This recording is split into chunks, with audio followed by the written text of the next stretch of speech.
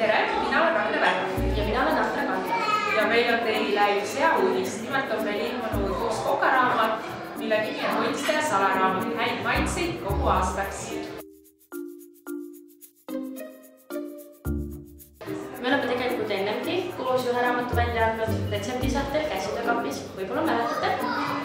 Meie uus raamat põhineb aga hoidistamisel.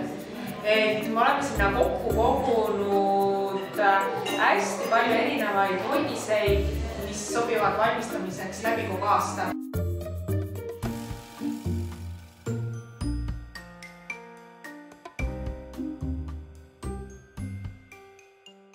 Ja tegelikult lisaks hoidisretseptidele leidub raamatus ka palju põnevaid kookide, igasuguste vabustoitude, soolaste roogade retsepte ehk retsepte, kus sa siis neid samu hoidiseid saad ära kasutada.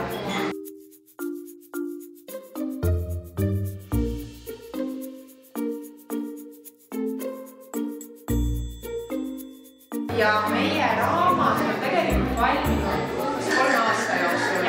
Et me tegime seda suhteliselt pikalt, aga selle aja jooksul me saime sinna raamatusse kokku koguda hästi palju perelemmikuid ja vanaemade salaretsepte ja meie endi lemmikuid. Ja isegi naabrile see retsept sai pihta pandud. Just, et selles mõttes, et seal raamatus on meie endi lemmikretsepte, mis on natukene kiiksuga ja sellised natukene teistmoodi, aga ka hästi palju selliseid klassikalisi, traditsioonilisi hoidiseid. Just.